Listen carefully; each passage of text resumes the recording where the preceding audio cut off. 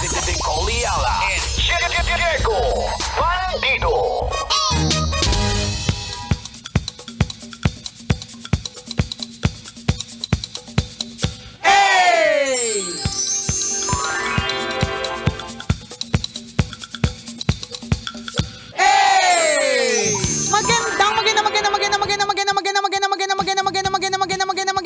Magandang tanghali, kumikinang na ulo, Diego Bandido!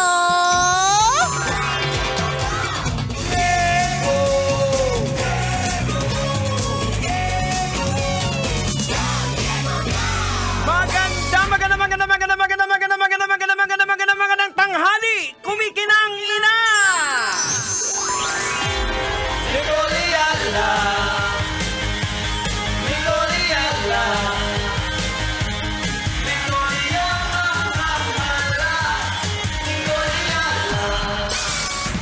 Shoutout po sa lahat ng mga kabisyo nating dating magkaaway, ngayon magkabati na!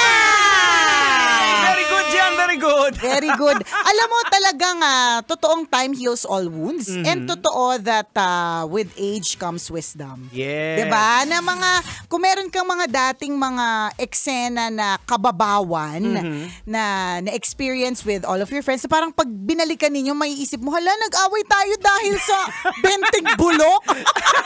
O kaya nag-away tayo dahil sa lalaking yun, ang pangit niya naman, ang dami niyang pimple sa likod, diba? Tapos eventually, as you grow older, you will realize na, ay, may mga bagay pala talaga na mababaw. It depends on the season of your life. Yes. Ganyan. Tapos, eventually, you will learn how to forgive and to move forward. Tama. Ito diba? yung sinasabi natin na pag medyo bata-bata ka pa, hindi pa develop yung prefrontal cortex Ayan mo. na naman po tayo. Alam mo, hindi lang tayo sure kung maniniwala sila sa dami ng tattoo mo. Prefrontal cortex. Again, because of yung dynamics natin, nung bata-bata tayo, iba yung experience natin. So along with age, with wisdom, nag-iiba na yung ano. Kaya yung experiences mo, nagmamature yung behavior natin. Correct, totoo. Madami tayong mga bagay-bagay na pinagtatawanan natin dati na parang nakakahiya. Oh. Ito nga, yung last week I think usapan natin to just in case hindi nyo po na-catch, no? Meron tayong mga inaaway natin yung mga jowa natin dahil sa mga bagay-bagay na sobrang kababawan. Oh. Diba? Narinig mo na ba yung kwento tungkol sa liliw? This is one of my favorite stories. So meron ako naging jowa na inaway ko siya kasi slightly na nakita ko sa kanyang cellphone, sabi niya, musta liliw. So as an overthinker, bata pa lang ako, overthinker na ako. So as an overthinker, inisip ko, oh my gosh. Taga Batangas tong taga Batangas tong lalaking to Sabi ko, grabe, ano yung liliw? Sabi ko, siguro pangalan ng babaeng mahinhin. Diba? Kasi parang, diba, baka magiliw siya, mga ganun. Ang dami ng tinakbo ng utak ko, tapos parang hindi ko siya pinansin ng 2 araw na hindi niya mag-gets kung bakit parang galit na galit ako. And then finally, parang napag-usapan namin at parang mabasag na yung ganyang eksena ng cold shoulder ko. Sabi ko sa kanya, kasi naman nakita ko sa cellphone mo, may kinukamusta ka, sino si Liliw? Tapos malaman ko, Liliw Laguna. Yung palang musta Liliw, meron pala siyang lupa sa Laguna na pinapaayos doon sa agent niya na nagbebenta. Musta yung liliw? Musta liliw. So akala ko naman parang, ang dami ko sabi ko sa'yo, yung overthink ko talaga umabot sa na-imagine ko yung itsura ng babae. Si Lily na nakaaliw. Oo, correct. Ganyan. Yan. Isa yan. Baka Lily yung pangalan niya. Oo, term of endearment. Lily talaga yung pangalan. Tapos dahil nakakagiliw siya at nakakaaliw, anong klase kayang aliw ang binibigay? Umabot na talaga ako doon. Tapos, ang dami ko na talagang mga naisip. Only to find out that it's Liliw Laguna. Eh, nung time na siguro bata ako, hindi pa ako nakarating ng Liliw Laguna. Hindi ko alam na may Liliw Laguna. Parang ginawa din ni Ren, di ba? Yung sa'yo yung nag-GM siya. Oo. Tapos, parang galit na galit ka sa kanya. Parang galit na galit ako kasi in-overthink ko yung message. Kasi parang nung time na hindi ko alam kung naliligaw ba siya sa akin o naglalandian lang kami o kung ano man. Tapos, biglang ang message niya ay tungkol sa friendship. Sabi ko, wala friendship lang pala to lahat. Tapos malaman ko, GM. Nung uso pa po yung GM, ibig sabihin send to all, send to many. Yeah. 'Di ba? And then as you grow older, you will realize na ay, hindi naman pala dapat na pinagtatalunan yung mga ganitong klase mga bagay. Tsaka may mga bagay na pinalalagpas na lang natin. Yes. 'Di ba? Dati meron lang tayong makairingan sa kalsada na inunahan tayo, kinat tayo, Jegs, 'di ba? Nung mga masamang tao. Nung mga masasamang tao pa tayo. Ay, sa akin hindi pwede yan. Ganun ganun ha. Dati din, gabi kaskasera din kaya ako dati. And then pag dumatanda ka na, marirealize mo una, nakakatakot na maging kaskasero at kaskasera kasi pwede kang mamatay, maka-aksidente ng ibang tao, maliliit pa yung mga anak natin, ganyan. Ito yung sinasabi ko kanina na yung dynamics natin nag-iba kasi lalo na pamilyado ka na ngayon. True. May anak ka ng uuwian, may asawa ka. Dati nung bata-bata, wala kang pake, di ba? Totoo yan. Wala kang pakialam. Ang concern mo lang talaga kapag sana may ganap, sana may gimmick, sana may inom, kailan magwawalwal, 'di ba? Ngayon hindi eh. Bago ka magwalwal, iisipin mo muna, ilang days kaya ang hangover nito? Kasi hindi na tayo ganon. 'Di ba? Hindi na ganon kabata, ganyan, 'di ba? Kaya magmamature din po ang lahat at babago din po ang lahat. Yes. So, kung ano man yung sitwasyon mo ngayon, parang feeling mo hindi na magbabago, if it's about your problems, diba, nagbabago din. Hindi ba't marami tayong mga problemang iniyakan natin nung araw na pag inaalala natin, Hindi, iniyakan ko yun. Yung ano na lang yung mga post mo sa Facebook, pag binalik sa mga 10 years ago, Ayoko. yung suka ka. Kadiri talaga.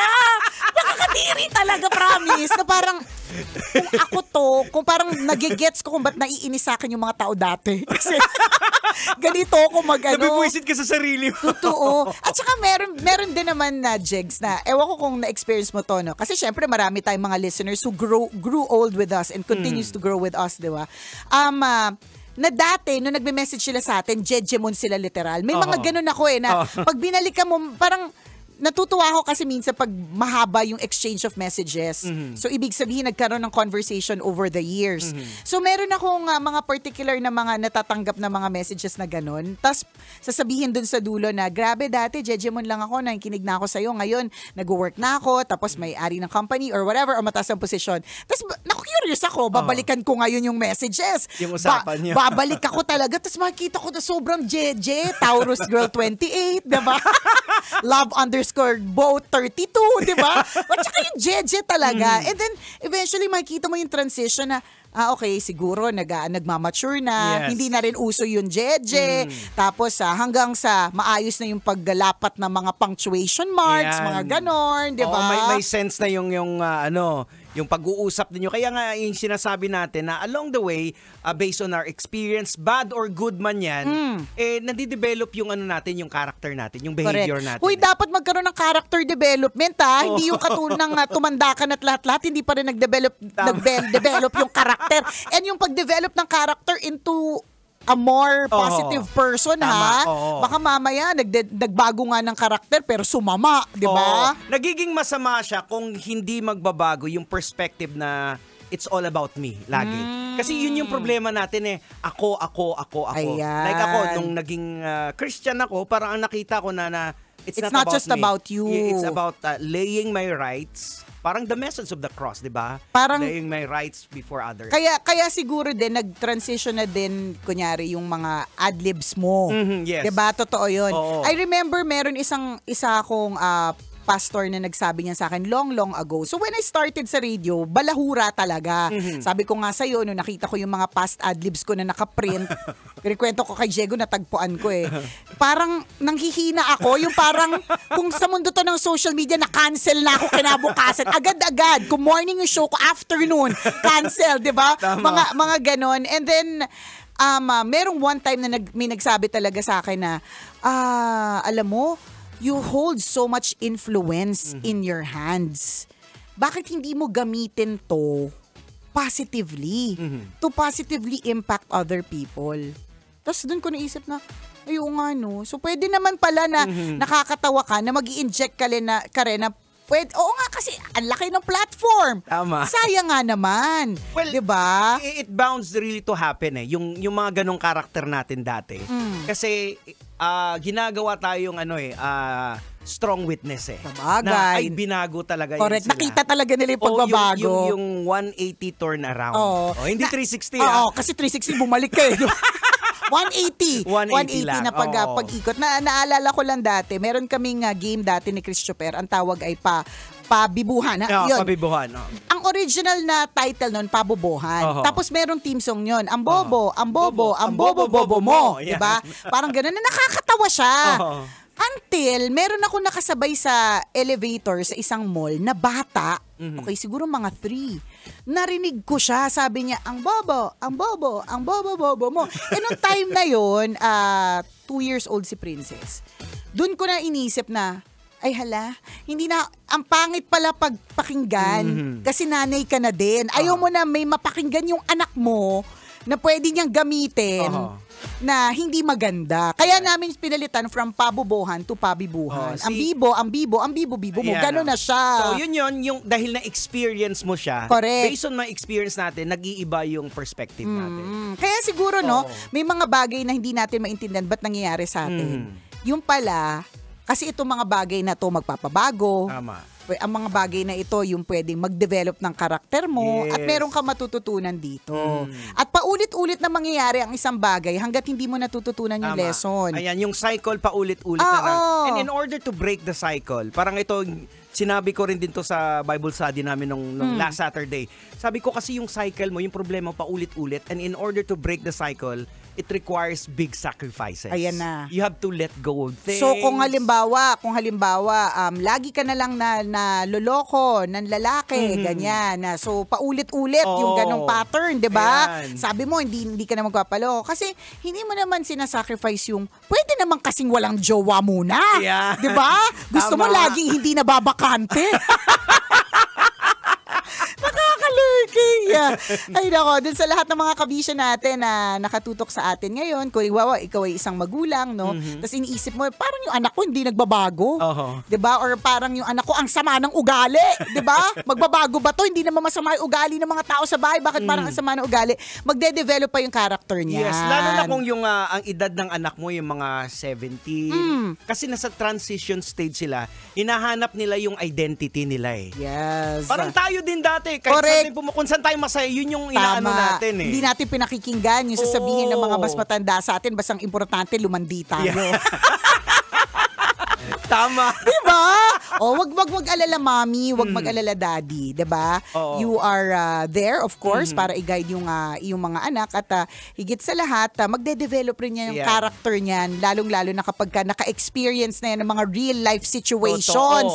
Yung mga makakapagpatibay sa kanila ng husto. O kung magagalit ka man sa anak mo, okay lang din na magalit pero never shut down the communication. Laging bukas yan. Correct. Kasi pag sarado ng communication, diyan kuminsan na nagkakaproblema na tayo ng matindi. Tama, di ba? Pag-rebelde, ng todo-todo, nandyan na. True, lalo. At walang halong eklabu. Sinabi ko sa una na shoutout dun sa mga dating magkaaway ngayon magkabate. Parang kami ni DJ Chacha. Uy, nandito siya. Oras natin, 12:39. Ako pong kumikinang na ulo, Diego Bandido. At ako kumikinang ina mo ni Coli Ala. Kailangan pa bang i-memorize yan? Basic!